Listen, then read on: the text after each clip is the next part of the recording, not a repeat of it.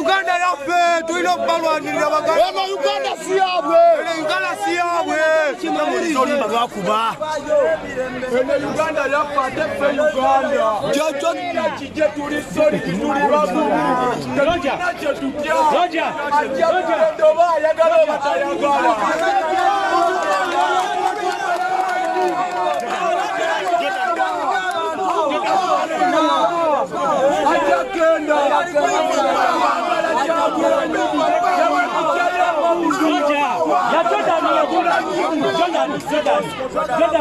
temugenda kutusiga bukye mwagala ffe twagala Kyagulanyi Bobi Wine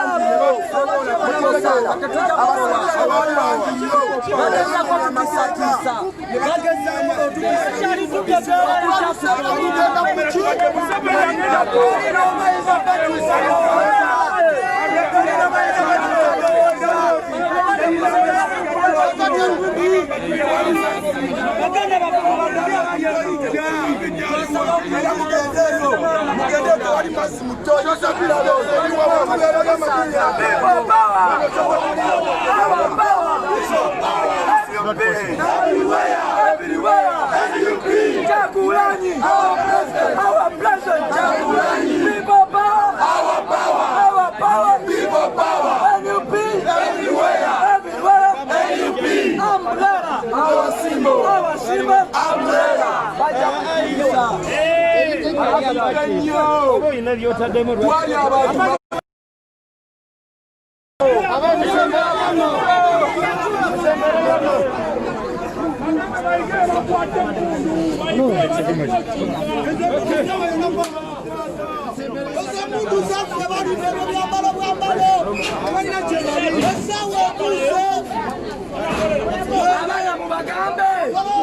Akasera kawedeyo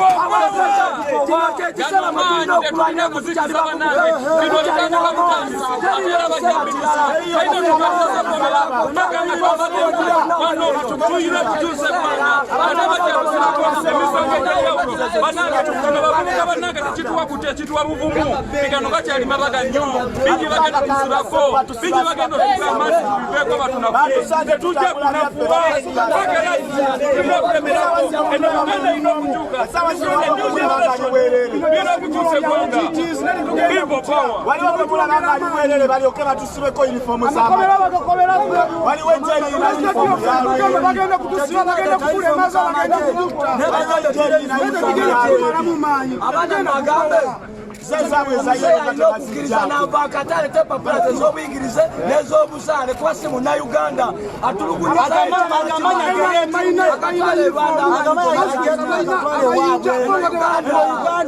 balina enyota kuno balina amanya nga tebabakwata yani atawabulwa eggwanga lyaffe tulina okubalirira takyawabulwa ssebo oyo gwemulaba takyawabulwa abafugira mu kutya ssebo embweyo yatuwambawamba ddese batusibidde mu kakome n'abantu nga 15 eyabeera social distance mutwalemenya amateeka amateeka gwiralazeewa amatemukowa bannate kyona kijja kugwa tuliyambale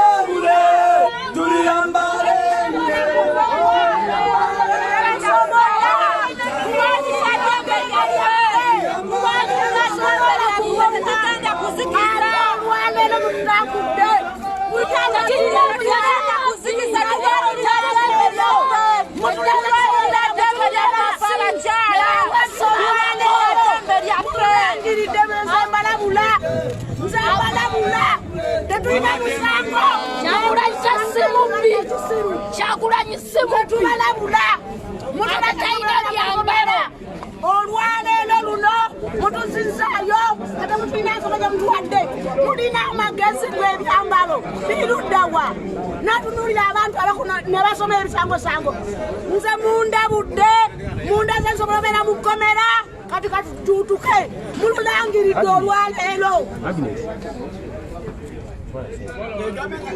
mululangiridde baaba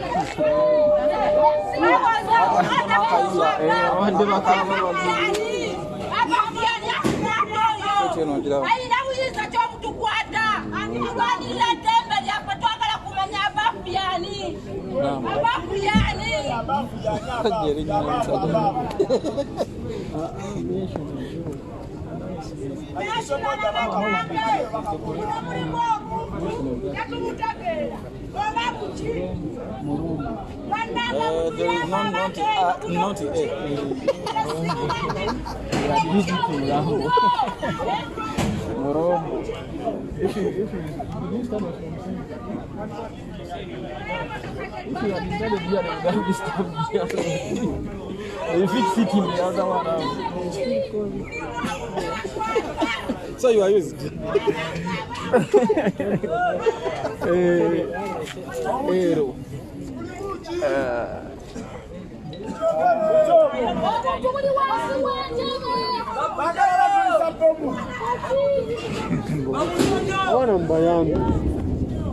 Awana mba yangu kwenye mkuzi au mmoja basana people power.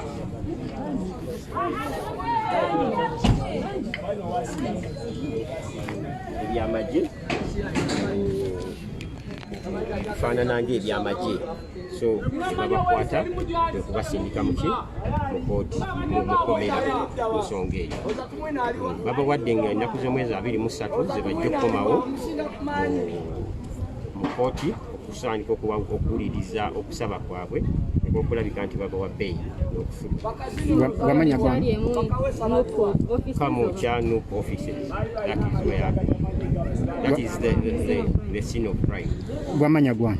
Amanya gang is Chiza Henry, kolera mu Katumba and Company Advocates.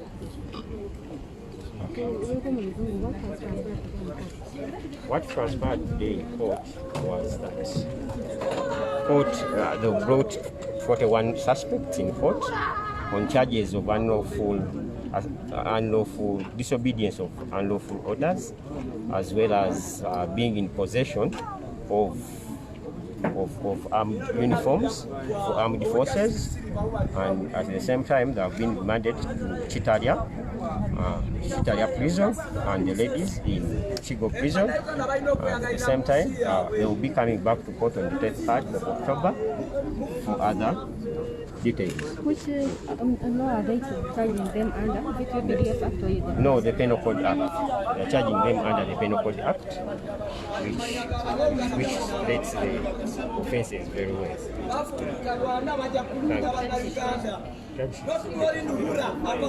You said they are around how many? They are around 41 suspects. They're 41. Men and women. Men and women. 41. Some are being taken to where and where? Chitalia, others to Chigo prison. Abakyala bali bameka enamba? I can't understand. So abasibe bakkiriziddwa okwewozaako oba tebakkiriziddwa? Abasibe babadde batekinga plea, babadde basooka okwapiyalinga mu kooti omulundi ogusooka, so tebabakkiriza kwewozaako olwaleero. State agambye nti ebyokunoonyereza tebinaggwa, bakyanoonyereza nga poliisi, so omusango tegusobola kutandika kwewozaako. Emisango bagyegaanye gyonna nti tebagizangako, era kooti kwe kubalimandinga mu kkomera.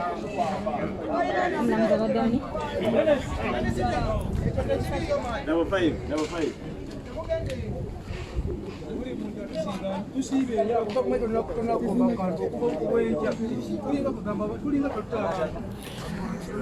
Weewaawo abalabi ba Ghetto TV ebiseera ebisinga obungi temukabira kifaananyi kubanga tekiteredde embeera gye tukoleramu ya bulabe ennyo, naye mukkirize we tufuna chance ekitereeza abakulu bano batwaliddwa abamu Chitalia abalala Chigo okutuusa ng'ennaku z'omwezi 23 omwezi guno. Tewali n'omwakkirizibwa kwewozaako olw'ensonga omulamuzi agambye nti gwe mulundi ogusoose okubanga bajja mu kooti. Bannayuganda baagala enkyukakyuka mu nsi yaabwe, kyemutufuzeeko kimala, ebbanga lyemutulugunyizaako limala, muleke naffe twefugeko. Abambala biyero nga tebabakwata.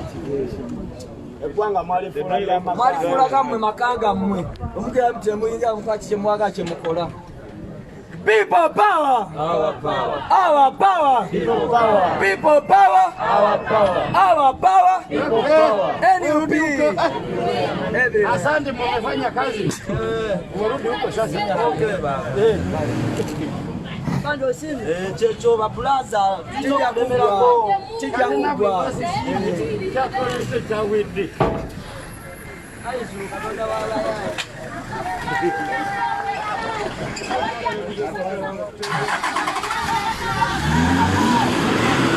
Katono nnyo okutegeezaako omulabi wa Ghetto TV nti abantu bano 47 bonna basaliddwa omusango basaliddwa omusango ogw'okusangibwa nga bambadde ebyambalo by'amagye ne poliisi, ate n'ekirala nga bakubye olukuŋŋaana ewatali social distance nga omukulembeze w'eggwanga bwe yalagira. Abamu ku basibe bano babadde bagamba nti oba ddala babasanga bambadde ebyambalo by'amagye ate zino engoye ze balimu baazijjawa, era babasibe abasinga bagamba nti kuno kubawayiriza kwennyini olw'ensonga tebambalangako kyambalo ky'amagye kyonna. Abasinga bali mu t-shirt za Robert Kyagulanyi Ssentamu, abalala za Nuupu n'endala ezeefaananiriza bwe zityo.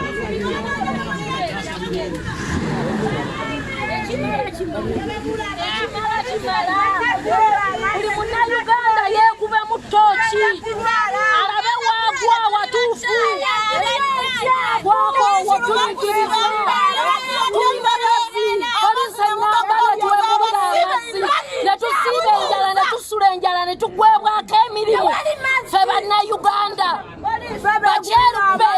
bakyerubbe ne babaleetaanga wano ne batikirako mu nsi yaffe olwo tuba twajja kulaakulana oba tudde amabega. Eno gavumenti bagala gavumenti weyayu mwe mubisoma nga ffe tubonaabona omukazi abonaabonera mu nsi ye mpitibwa munnayuganda oba ndi mugwira. tusaba gavumenti yamwe mukitubuulize tuli bannayuganda tuli bagwira lwaki mututeekako ennyondo ezo ne muntu ne mukuma abantu abatalina wadde akakikubiri nga tunaba kugenda bantange tetumanyi tulabaweemu ng'amagezi embeera eri awo buli gwolaba munakuwavu olw'ensonga abantu baabwe baddizibwayo ewatali kweyimirirwa yadde okwewozaako bonna baddizibwayo butereevu.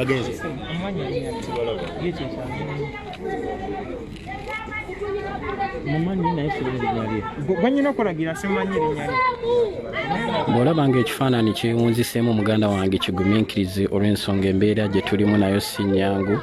Ebimu tubba bibbe ebirala ne bakwekengera kwegamba tuba tulina okukyebeereramu.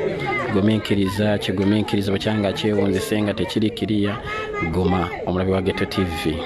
Naye nga bano babamu batwalibwa Kitalya abalala batwalibwa Kigo okulaba nga ate bakomawo ng'ennaku z'omwezi 23. Bano bavunaanibwa omusango gw'okusangibwa nga bambadde ebyambalo by'amagye. Naye ekyebuuzibwa bagenze okuleetebwa mu kkooti nga tebali mu byambalo by'amagye, bali mu ngoye zaabwe endala za kibiina kya People Power oba ekya National Unity Platform. Abalala bali mu ngoye za bulijjo naddala abawala begamba nga beebuuza nti bambudde bwambuzi ne bamubaza engoye endala oba zino ze bambadde ze z'amagye. Abawozezza ku munye ate nga bagikutte bulungi.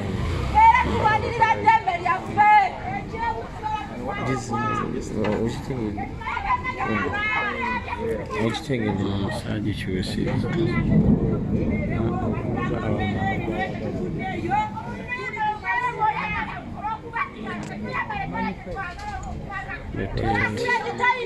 anti naye ate lwatandikiddewo tungateereko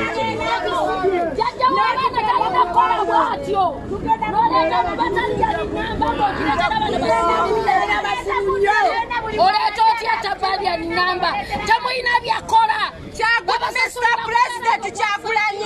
Mr. President Kyagulanyi twabajjaga agakulwanirira era tetugenda kubako bakalasiti tujja kufiiririra naye tetujja kufiiririra Museveni. Nze ndayiramba waggulu nfane Museveni sigenda fiiririra Museveni tukoye tupire ku ttabe. Kyagulanyi mukama wange twemajjeko gabanyigiriza basiiba batuuma emmere tebatuwa mazzi tetunaaba tetulina ddooyi tulwadde ebirwadde bye tutategeera. Eyo gavumenti ya Museveni tugikoye. Naye bannange omusajja oyo akimanye nti bino byonna yerabisa bwerabisa tugenda kuvaayo naye amanyi yewangulidde abalaba batagenda kukoowa bwe tugenda muyisa bubi tuli bakyala tulina ennaku naye nze banekasooka embuto banekambuuze bw'oyambala yelo oba tokuŋŋaanye bw'oyambala lwedi ng'okuŋŋaanye bane twebeeteremu namwe bannayuganda bannamawulire mwetaka mutubeererewo njagala kumanya lwedi sekala abantu bakola batya ne abamaji ametatanze mbabuuze ebyambalo byammwe bibeera mu sitensoni obeerawo n'okisanga ne weeyambalira oba mune mubisanga. Mr. President Kyagulanyi eyo yonna gy'olibeera bugumu tuli naawe. Buno obusajja tubusobola tuli bakazi n'ebataddeko bataliyani namba kitegeeza tubusobola tetugenda kusikiza Mr. Kyagulanyi gye tuli ku lulo era twemagyeeko tetugenda kusikiza babakyala abasalawo tetwagala gavumenti ya Museveni kutumalako mirembe tukoye okunyigirizibwa n'ensi yaffe obudde obwange nyebaneke mweraliikirira tukomagwa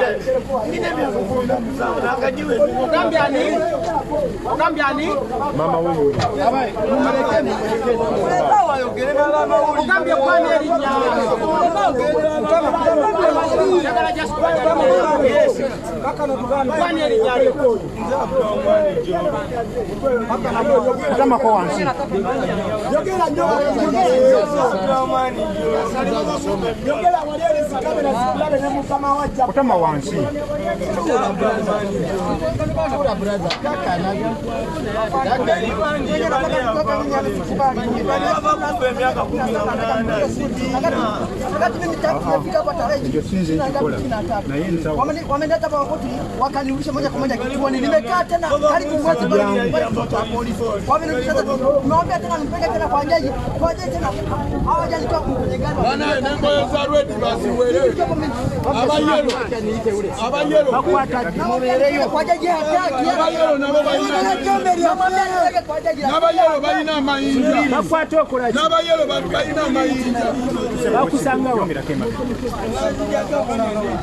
tavayo sagalo veyo n'abayelo bayina mayinja sebo sagalo veyo kaje ani yoyo yaliko sango okugono goli yona ye mwali kuri mu bagaro kore bigopawa sebo abo muna mawe twali la gundo ndaletia leta ngimuwe atono zanze yenda jifara wose jiwono ona le ani le hona repo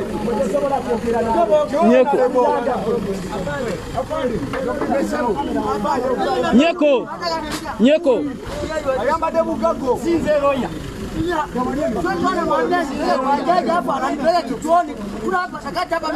wewe ndio mchezaji mwenye walisema lakini sina ndugu hapa wewe ndio mchezaji mwenye walisema sasa unakaa pole uongele poa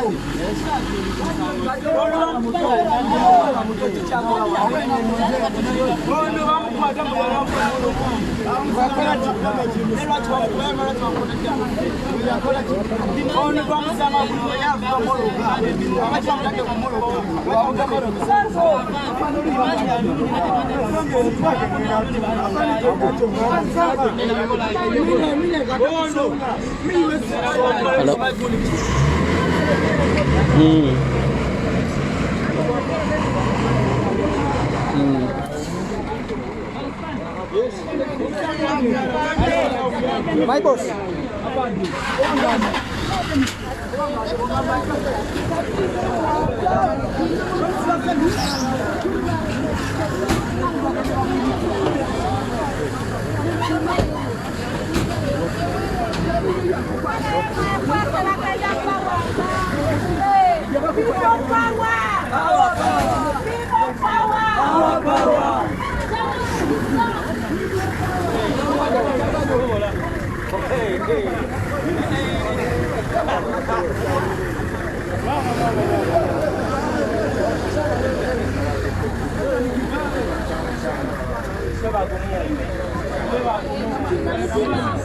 bwekito bwe kiri abakyala babatutte ekigo ate abali esajja kitani tulina okubeera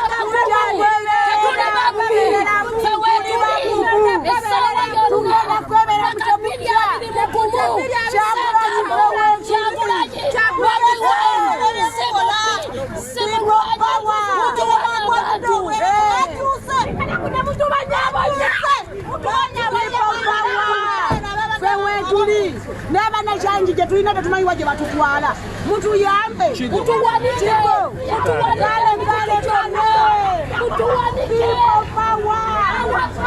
abo be bakyala bo babatutte ekigo ate bano abaami oba abasajja bo babatwala Kitalya. Naye kyendabye mu vaani eno mulimu bambi be bagasseemu obugasi nga bo bagamba ate bino bye babateddemu tebabimanyi, babadde babaleese ku birala naye ate babagasse mu bavunaanibwa okwambala ebyambalo by'amagye saako n'okola ki n'okkuba olukuŋŋaana ewatali distance.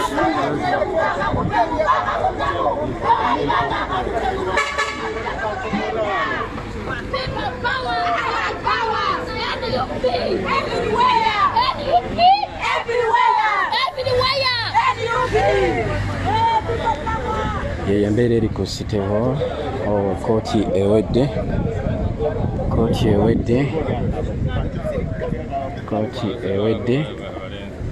naye nga bo abakyala bagenze.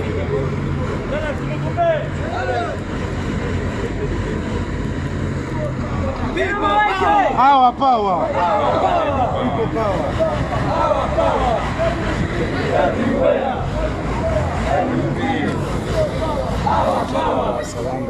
People power. Our power. Everywhere. Our power. People power. People power.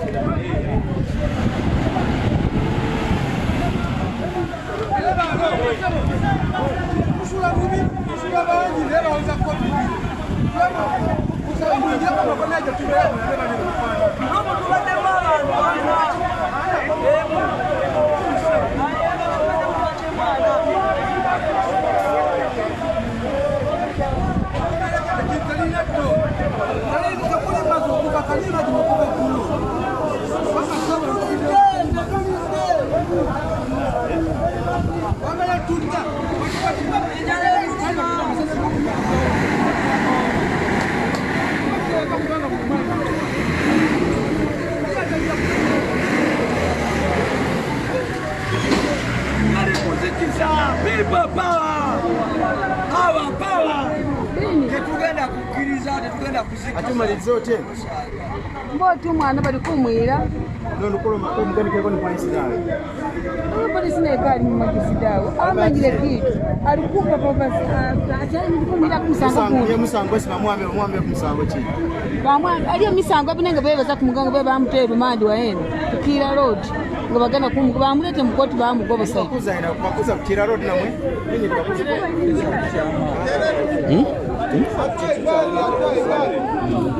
Tubajjabba kubira wano kituufu kyo tekyali kyamaanyi.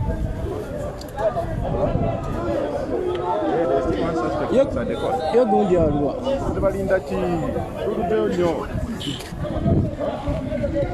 mukkirize abalabe baffe aba Ghetto TV tubasiibulire wano nateera tujja kulabagana olunaku olulala naye nga bambi babatutte Kitalya ate abakyala bo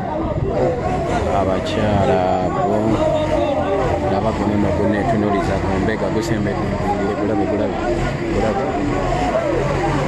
ogutwe kangu balage mu gulabe twagala wulira byenjogera ogusiru ennyo.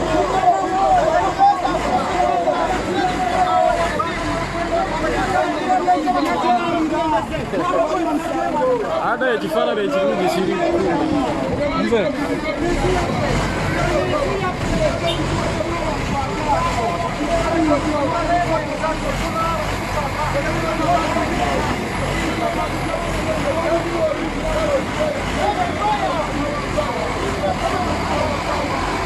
batwalibwa Kitalya okutuusa ng'ennaku z'omwezi 23 zebalivaayo.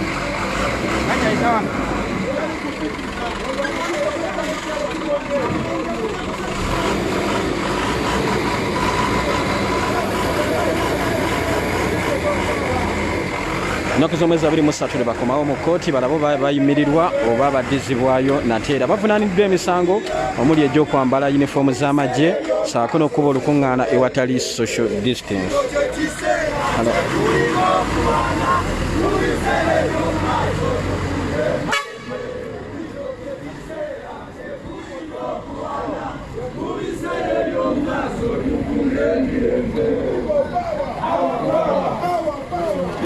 Hello.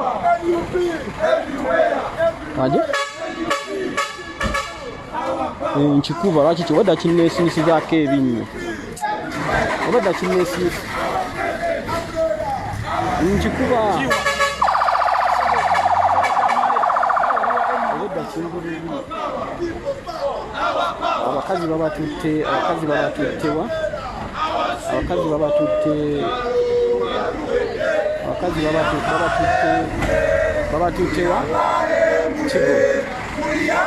naye gamba kalema kubira kalema ndakiika 5 nzigeyo ndakiika 5 paka nga 23